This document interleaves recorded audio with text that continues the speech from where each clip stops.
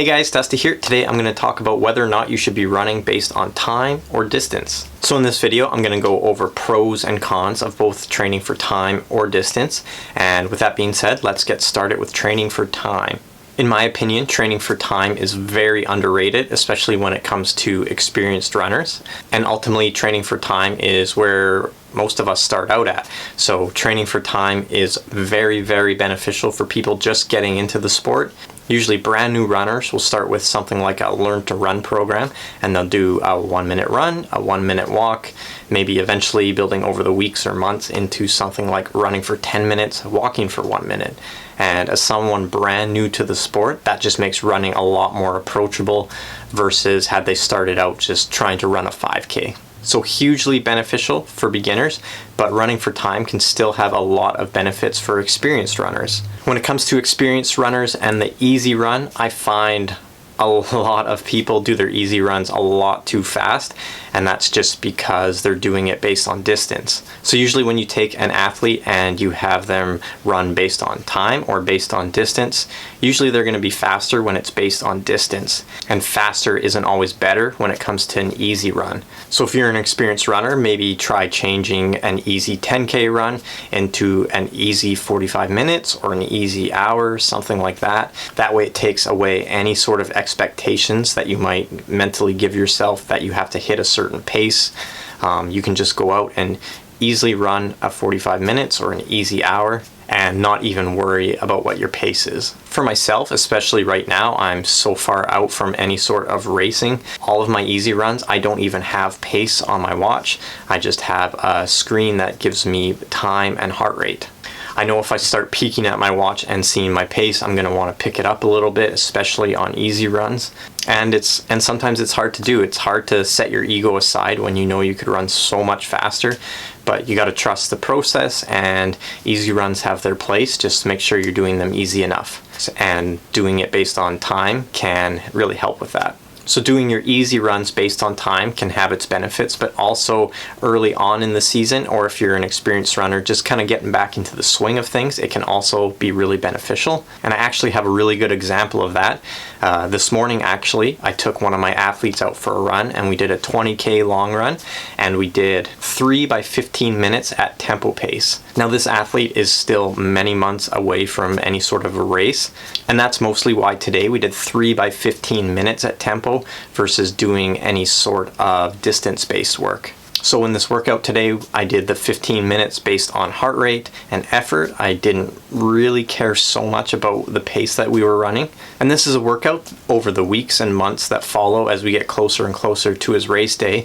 I'm going to build this workout into 3 by 5K, and that workout is going to have very specific pace targets. That way I know as he gets closer to race day and he completes the 3 by 5K workout that he's ready to hit his race target goals on race day. Likewise, running for time can also be really beneficial for your long run early on in a training season. Doing a 75-minute long run, an hour and a half long run, or even a 2-hour long run, like I said before, just takes away any expectations that you need to hold a certain pace. You just go out there and put 2 hours on your feet or whatever your long run is. You don't have to worry about your pace. And then as the season progresses and you get closer to your race day, then I would start to shift from doing your long runs based on duration to being based on distance. Because ultimately, when it comes race day, you're racing a distance, you're not racing time. So I find for most athletes, as we get closer to race day, a lot more of the workouts will become more distance-based versus time-based. Another great reason to run for time if you're an experienced runner is just to mix things up a little bit, especially if you're starting to lose your love of running. A lot of runners will put a ton of pressure on themselves to hit weekly or daily mileage goals, and one way to kind of relieve some of that pressure and take some expectations off yourself is set time goals instead of distance goals. You know, if you get home from work and you're super tired and you still want to go out for a run and you have 10K on the schedule, sometimes that can be a little daunting and you might not even run at all. But if you set a minimum run time of, let's say, 30 minutes, then sometimes that can be a lot more doable than going out for a 10K. So if you're time crunched or just need a mix up in your training, maybe start training based on time rather than distance. Now, there certainly are a few cons to running based on time, and I would say most sort of quality run sessions are a lot better based on distance than time. So almost all interval type running is usually done based on distance, and that makes it really easy to track your progression and gains. Let's just take a track for example. If you go to track and do 10 by 1 kilometer repeats, you'll have very specific numbers over an exact distance, and that's something that you can work on over the weeks and months or years even and try to improve. And that's not to say that you can't push yourself based on running for time, but more often than not, most runners will get a lot more out of a hard or quality workout doing it based on distance than time. Oh, and another benefit of running for time versus distance is what are the conditions outside like. So if it just snowed where you are, or the roads are slippery or icy, or if it's really hot and humid out, then running based on time can oftentimes be a lot more beneficial than running based on distance. Obviously, if conditions are extreme, then your pace is going to be quite a bit slower, and running based on distance, especially if you have a pace goal in mind, can often be a bit of a bummer when you finish and you think to yourself, oh, why was I running 20 minutes per mile slower today? Whereas if you had done that same workout based on time, the self-hate might not be as bad. Okay, now let's talk about running for distance. I already covered some of the points when I was talking about running for time, but ultimately running for distance, most of us are no strangers to that. Most training programs are all distance-based. Most of you watching this probably do almost all of your training based on distance, and training for distance can be really beneficial when you have very specific race goals, time goals in mind, and a lot of runners will get the biggest benefit training for distance when it comes to long runs, when you're getting closer to a race, and also when you do any sort of quality work. So if you did 10 by 1K or something like that, then I would almost always recommend doing it based on distance rather than time.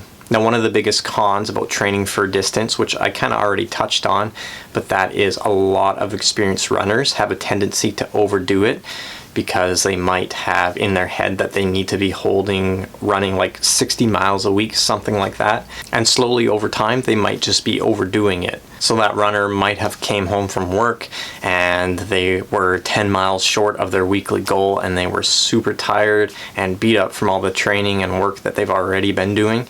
And instead of having a time specific goal of, when I feel crappy, I'm going to do just 30 minutes easy, they want to get up to that weekly mileage, so they go out and run 10 miles and end up injuring themselves or digging them deeper into a hole. So just make sure that you're not overdoing it, at least all the time. I personally think every runner should have a nice blend of running for time and running for distance. For myself, right now at the moment, I'm doing all my easy runs based on heart rate and time. I don't even look at my pace. And right now I'm not at the point where in my training program I'm doing much in terms of interval training or anything really specific to justifying running based on distance. I'm just enjoying things, really trying to build up my aerobic base so that when it comes time to really start getting serious and start a training program, that I'm ready. And running for time for one of the first times in my entire life has been really enjoyable. So I hope you found some of my points helpful.